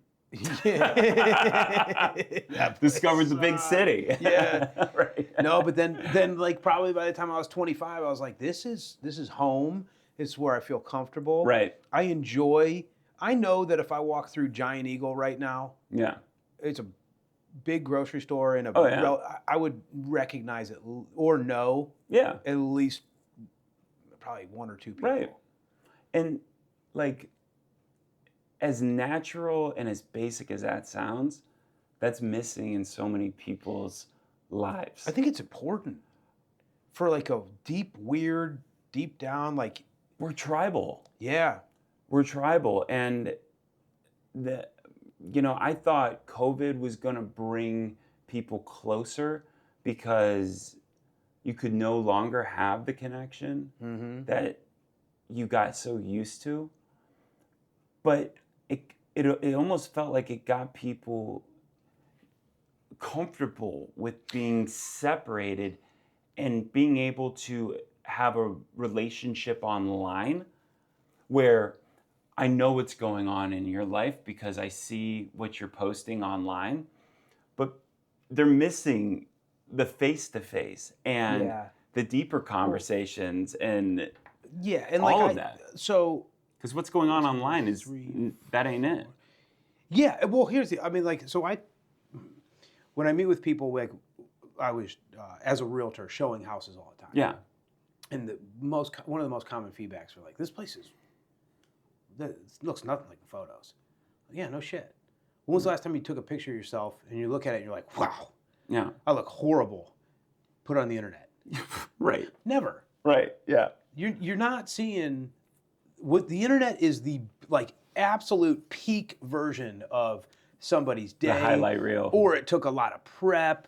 Yeah. Like nobody just like wakes up. Well, maybe some people do, but the majority of people prepare. When the people that do that, it's rewarded because people want authenticity. Yeah. People are starved for it, but people are scared to be themselves because somewhere along the lines, the online community created this ecosystem of perfection that everyone just got in line and said, this is how it is. So this is what we do. We take a picture of our food before we eat it. We let people know that we're in a fancy place hanging out with fancy people. Yeah, doing awesome shit. And I've been in those rooms. The show has allowed me to be in those rooms. And in those rooms, no one's happy. I believe it. Talk to Jade. She has been on every brand trip, flown, private jet with the biggest fashion brands and all of that. She hates it. Empty. Yeah. And people there have something missing. Like you feel like you made it because you're in the room, but it's hollow. Yeah. And it's like that. That's a message that I think kids need to know, and adults alike, that whatever you're chasing, like make sure that thing can feed you longer than just that moment. Mm-hmm. Because everybody there in those jets and all those rooms, they're all looking around. Are you looking at me? Are you looking at me? Am I important? And it's like, man, we're missing something along the way, man. And I'm just glad to have Akron. Exactly. It's like peak human civilization in Akron. Yeah. It is. She goes down to Summit Mall and she's like, "Oh my God, you guys are stuck in the '90s. All these stores, we got like full. We got Spencer's, And there's always people in the mall. Yeah, Spencer's and Abercrombie and Hollister and Journeys. And if you think, dude, and Zoomies. Dillard's, we got Dillard's, Yeah. and Macy's. She's like, you guys have never left the '90s. Like, Sbarro's. yeah, oh man. Oh, I thought you said Scotto's. Remember Scotto's? Oh, that was great. Oh. Yeah, that was. Find me that recipe. Yeah. Yeah. But I mean, you turn on the news, you see all this crazy bullshit, and then you just walk around Akron, Ohio, and you're like, well, it's not here. Looks the same to me. Looks the same to me. Yeah. Yeah, I know. Yeah. I know. It's a good place because there's not a lot of distraction, and so when there's not a lot of No. distraction, it just allows me at least to be able to focus on the stuff that matters, man. Yeah. Passion projects, family, friends. Keep it simple, man. Yeah. Hell yeah. Yeah. Yeah. Hell yeah. Hell yeah. What else you want? I mean, it's 5:23. Yeah. You're gonna have a long edit on this one, huh? Oh, I did. You know what? Someone gets paid to do that. Yeah. Yeah. Here's what I do. I unplug them. I pull the memory cards. I put it on the computer. Email. Yeah. Yep. See how we could have a podcast? Yeah. Yeah. I mean, I already got a guy that could do it. Yeah. Oh yeah. And I got the cameras. I've got all the equipment already. Yeah. Let me see here. How about this? How about prank calls? How about How about the time we can? Never not even It's I'm not even probably gonna say not. it just in case. Yeah. What is let's see. Like, what was I like as a kid?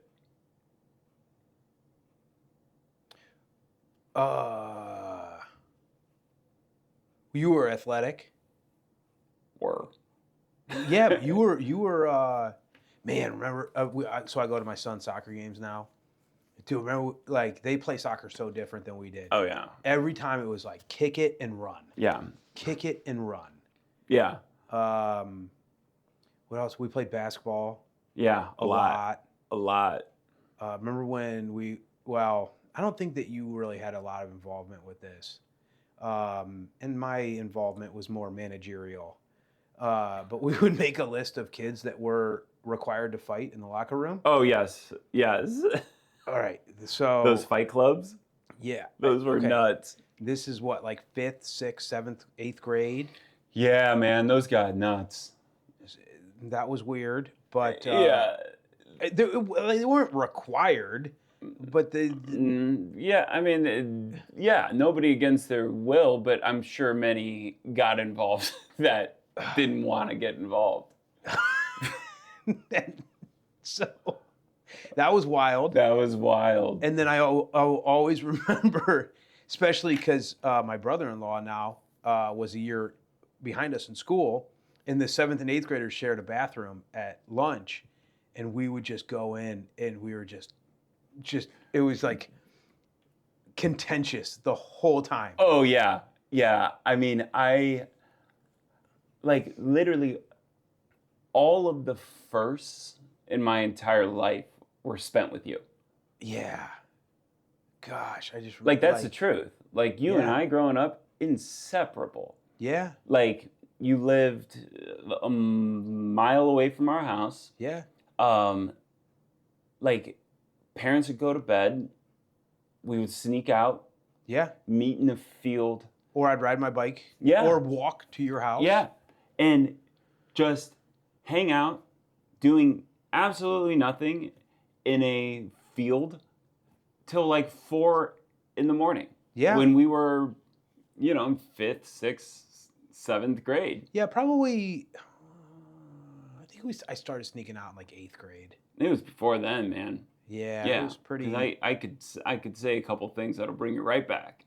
But Yeah. but it was just like it was that thrill, like that weird like coming of age that was so exciting. Yeah. Even back in the day, like when I'm still convinced there was never a bigger thrill than being in high school and having parents leave and someone throwing a party.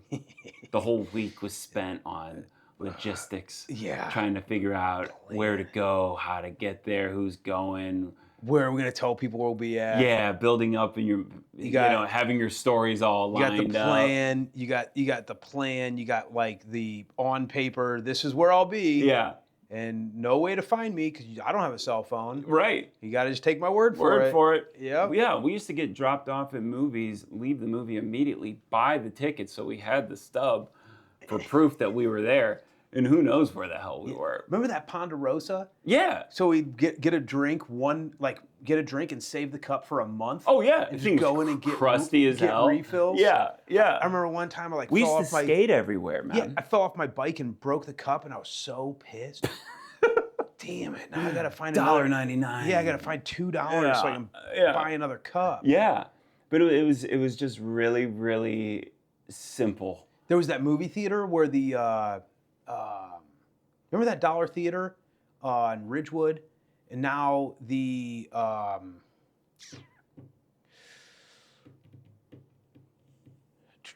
there's the Walgreens right here, and then there's that pizza place and the BMV.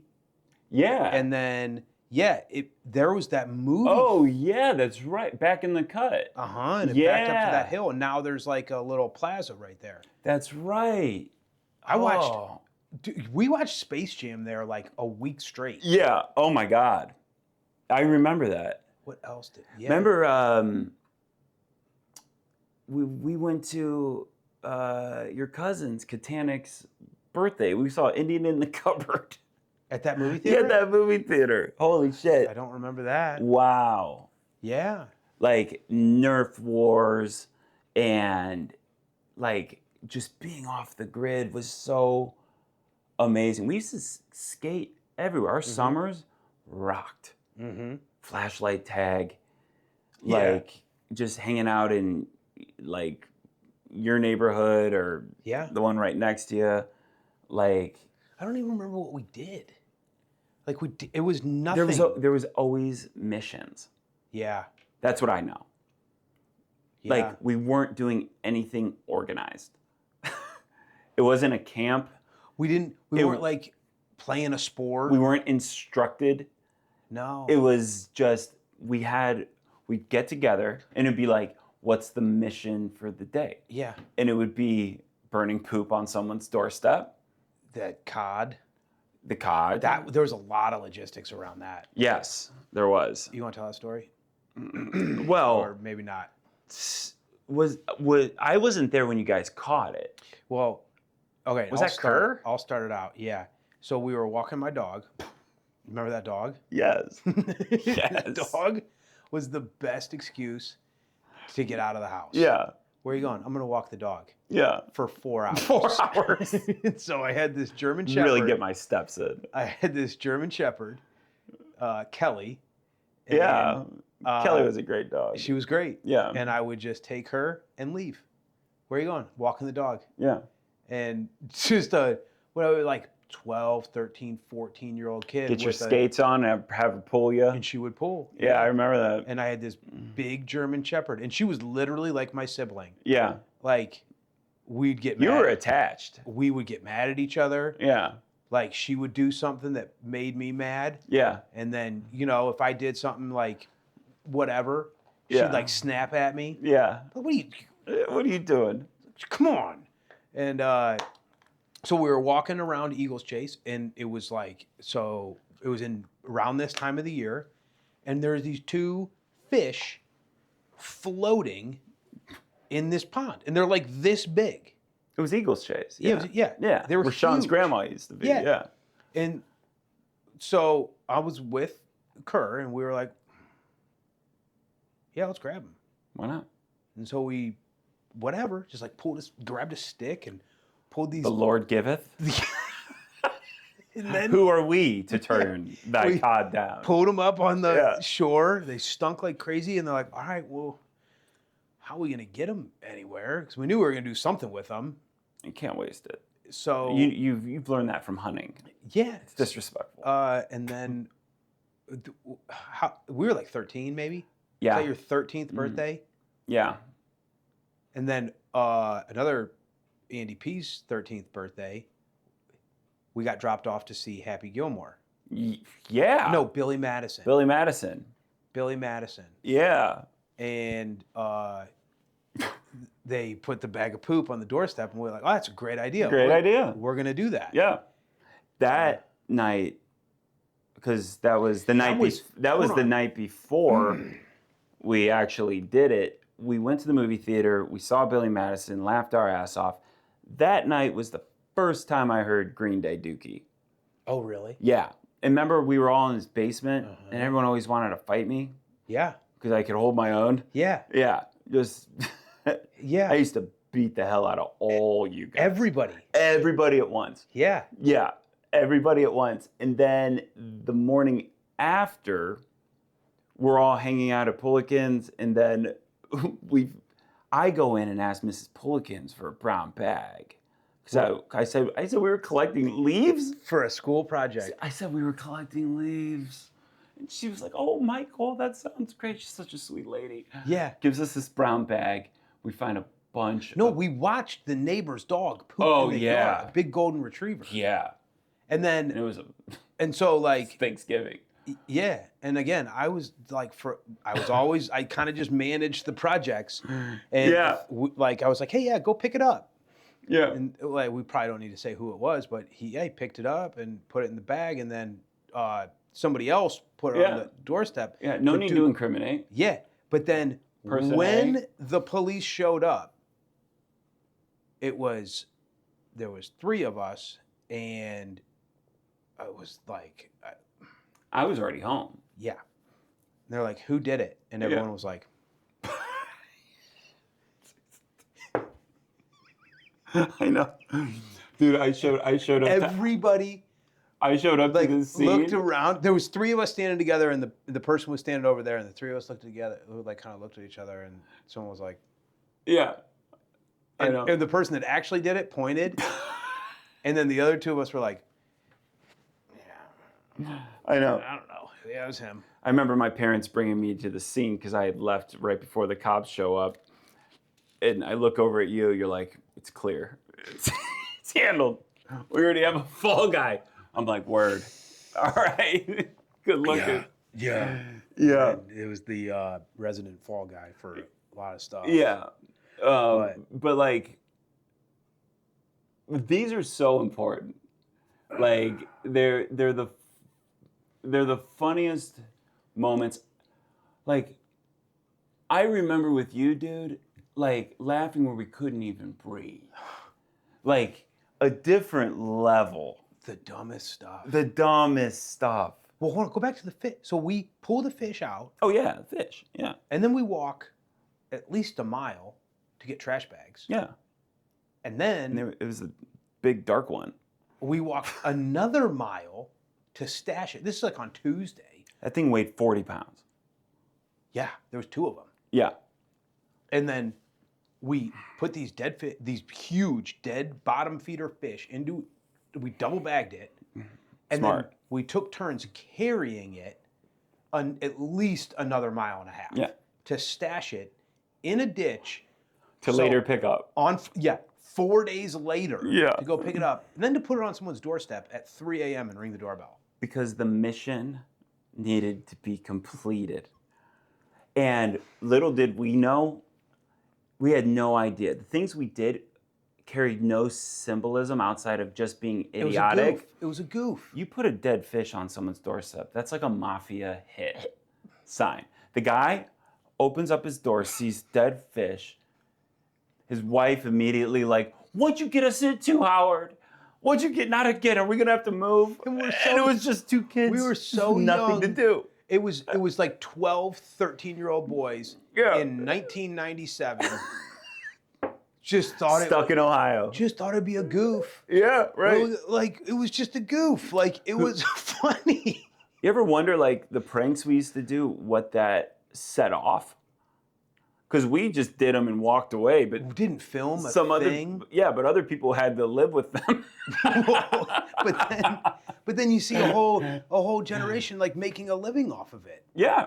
Oh, I know. And this is just stuff that we just did for kicks. I will say our finest prank to date is when we set up 2 people in grade school. On it, yeah, Yeah. that was good. You called as the guy and I called as the girl. And we set 2 people up pretending to be each other. Okay. We went to school with. They were in our class. And we called the girl pretending to be the guy. Yes. And then we called the guy pretending to be the girl. and we Asked each other out. Yeah. So I think I called the girl and I said, "This is so and so. Do you want to go out with me?" And she said, "Sure." And then you called the guy and said, "This is so and so. Do you want to go out with me?" And he said, "Sure." And then Monday morning, They were in a relationship. they were in a relationship, and they had no idea ever why. Yeah. And we sat there and watched love unfold in front of our eyes. Like, Love is blind. yeah, love is blind 100%. You know, I'm trying to think, like, is that morally wrong what we did? Or, you know, Or was it so right? Or was it so But right? then I remember I see went either way. rogue. I went rogue and broke him up because I was like feeling a certain way about it. I was feeling, and then I broke him up. I made the call. Yeah, who were you? I had to play both roles. Oh, God. I had to. I don't know. It was like a random Monday. I remember sitting in my parents' bedroom because we had this we only had 2 phones in the house. Yeah, landlines. Like, landlines. Yeah. And so I run upstairs and just like Star 69 it. I know. Because you had to block the caller ID. I don't know if I think this was pre. It may have been. Like, I remember just like memorizing the numbers. Well, we had the directories. Well, but I had everybody's number memorized. Yeah. Oh, yeah, me too. I still remember your home phone. Yeah. Yours was 867. It's still a live number. Is it? Oh, yeah. Let's give him a call. Yeah. What was the last 4 years? It was 5812. 5812. Yeah, and yours is 5622. Yep. Yep. Yep. And then Spiker was, I think, 4132. Wow. Yeah, that was before, like, look how old we sound. That was before, like, area codes. Remember when area codes came out? It was like, what the hell is this? Why do we gotta do all this bullshit? Yeah, it seems to be Place is complicated. getting too crowded. Yeah, I Area can't remember this code. stuff now. Dude, I remember when he broke his arm, he was involved with a lot of our stuff, too. Oh, it was the 3 of us Yeah. getting into trouble. We were bored and weren't scared Yeah. to find the excitement. We made it out of nothing. I mean, like, risk was... it makes sense that we, like, are doing what we do today. Yeah. Because we were doing... Like, if my kids were doing the stuff that we were doing... But I think it's, like, what makes us, like, entrepreneurs. Because it's like, oh, yeah, like, this isn't that risky. It was eventual that we were going to dabble in everything. Yeah. Like... all the things you've dabbled in, all the lives and things I've dabbled in, we say yes. Yeah, sure. Yeah, why not? What are we doing? Why not? Like, what's the worst that can happen? Won't happen to me. Yeah, I can deal with it. Yeah. And the fallout when it happens. Yeah. I mean, dude, I just love this full circle moment, man, that we've been able to come back together. And like we never left, and every time we see you, as much as we don't hang out every day like we used to as kids, there ain't nothing changes. And we would watch the same movies. I miss Blockbuster and like having a sleepover, crossing your fingers that Cliffhanger was available, and being like. But you had a couple movies I think that we just watched all the time. Oh yeah, Dazed and Confused. Yeah, Can't Hardly Wait. Tommy Boy. Yeah. Yeah. Those were staples. Yeah, for sure. Yeah. Yeah. Yeah. Just the greatest nights, man. And then we'd flip through the channels and watch the blurry. Yes. Yeah. We'd stay up late. Mm-hmm. I remember by the time, unlike you, this is where we changed. By the time I got to college, I was exhausted because we had lived a full grade school and high school life of staying up later than, operating primarily in our teenage years on 2 to 3 hours of sleep for the entire era. And you got to college, kept your speed. I got to college, and I attribute this to Laura pulling me. I got to college and I saw all of these innocent kids who needed a mentor. Yeah, and you were the man for the job. I was the man For the job, like, service. oh, wait, you guys don't like just walk around in a neighborhood at 4 in the morning? Right, yeah. Let me show you Yeah. something cool. Yeah, it's 3 in the morning and night just started. Yeah, Yeah. let's go explore. Yeah, I know. I know. Yeah. It's that, what if we can get that zest and that curiosity and carry that with us our whole life, but, not do those things, obviously, but, keep that fire. Yeah. And now that we're talking about it, I don't think it's ever left. No, I see. Yeah. I mean, yeah, I'm still kind of going at this. It's just Right. different today. Right. It's different. Right. Oh my God, dude. Yeah. What a Although I life. do go to bed way earlier. I'm still a night owl. Oh, I'm in bed by 9:30. Oh no, I can't fall asleep before midnight. Oh, what time do you wake up? 6? Really? Yeah. Like I got used to, for probably 3 years, I got used to 4 hours of sleep a night. Yeah. Because at the same time I was building St. James. So I was working a full-time job, taking care of James, putting him to bed, and then when he went to bed, get my lab coat on, go down in the basement, formulate. I had pails of raw ingredients coming to my house like I was Walter White, bro. Yeah. And I remember my neighbor Carl. He's like, "What are you doing in there?" I'm like, Cooking mess. "You saw nothing." Yeah, shut up. I'm going through it. But yeah, like just late nights. I just got used to, like, once the kids are down, like that's my time, and I don't want to give it up.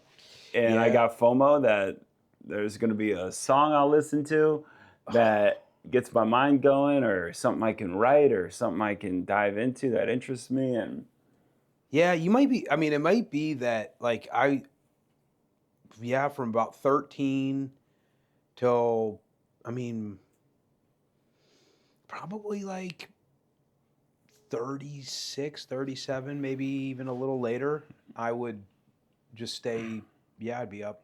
yeah, I'd operate on very little sleep. mm-hmm. But now it's like almost it's like a little like selfish habit that I go to bed Yeah, at like it's a good way to preserve yourself, man. yeah. I need to adopt that. I just don't know if I ever will. It's a luxury. I love it. Like, You know for what I me- love? Nap. Oh, I don't nap. See, my wish for you, my friend, is to discover the heightened luxury of a 30-minute nap, windows open in your bed during a summer Ohio day. Like right before the kids come rushing in, just 30 minutes. You don't even have to fall asleep. Just sitting there. It is the most grounding thing. I've learned to really, really appreciate that more than a full night's rest. I got a buddy that naps, but It's 30 minutes and done. Anything more than that, I feel starts- groggy. 30 minutes is a sweet spot, man. Like, oh, it's just wonderful. I could stay in the nap era my whole life. Maybe I got some prejudice against naps because I always feel like I'll sleep. It'd be hard for me to stay disciplined to the 30 minutes. Maybe. Yeah, and then I would just like feel like, oh, I'd be pissed that I'd be up till midnight, and then Yeah. Give it a try. yeah. It's not irreversible. I tell you what, when I get in bed at 10 o'clock, or like between like 9 and 10, I feel like it's like I feel like it's a treat. Oh, it is. I'm like, oh, what a treat! Oh, it I get is. to go to sleep. Dude, last weekend I went to this metal show. Oh yeah. It was a festival down in Columbus. Mm-hmm. All metal. Second I got there, huge miscalculation. Like, I realized that I'm 42. Like, right off the bat. Because young me would have been, like, in the pit, having a blast. I was just like, yo, this is going to be a long day. And I went to go see Tool, and Tool put on a banger of a show, as they always do. It took me 2 days to recover. Oh And yeah. I wasn't drinking, wasn't doing anything. It was just like, I didn't want to listen to music. I'm like, okay, this is a sign. Like, this is, even though your brain and your habit is taking you down this path, when you see something you get excited about, I'm like, maybe I'll take a break from this. Yeah. Because it was a lot. I was gonna go on this bear hunting trip to Idaho, Yeah. and it was gonna be 5 days, backpack, and we ended up canceling it because the flight, like the people I was going with, like we didn't really, there was no one was like really taking the reins to like identify flights, get a rental car, Yeah. like you know what I mean, all that kind of stuff. So I bought all the gear needed, so I have it. But because I was gonna go, and then the more that like people kind of were losing, the two guys I was gonna go with were like losing steam. Yeah. I kind of was like, well, I'll be freaking exhausted Yeah. coming back, like sleeping Start to weigh them, man. sleeping on the ground for 5 days. I was like, Yeah. I will, but like, Where right- money's no longer the currency, it's recovery time and Yeah. time lost, and you're weighing your options. You're like, how you go? Yeah, ain't worth it. yeah, because I'd be beat up. Yeah. Well, I love what you're doing here. Thanks, dude. Yeah, you keep it up. I have no idea what this podcast is about, but No. I love it. Thanks, me neither. Keep it going on. I don't know. If it's just about this, Yeah. let me be a reoccurring guest, because I could do this every week. All right, we'll do it again. And if you want Yeah. to start one, I mean, set it up. It'd be a fucking blast. Just find something to talk about. Yeah, Just pull a topic and then talk about it. easy. Yeah. Enough to talk about. Yeah. Yeah, this has been kind of fun. Yeah. I enjoy it. Yeah. I'm having Malik on Sunday. Oh, that'll be a blast. Yeah. Yeah, he's another one Yeah. since way back in the day. Yeah. Oh, first grade. Yeah, and he's Yeah. got a lot of stuff. I want to talk about his stuff. Yeah. Yeah, because he's got that Instagram channel. Have you seen it? No. No? Oh, yeah, he's doing pretty good with it. Yeah. Oh, Yeah, sweet. I'll give it to you after. Yeah. Yeah. Yeah. And then let him promote it. Yeah. All right. 100%. Sweet.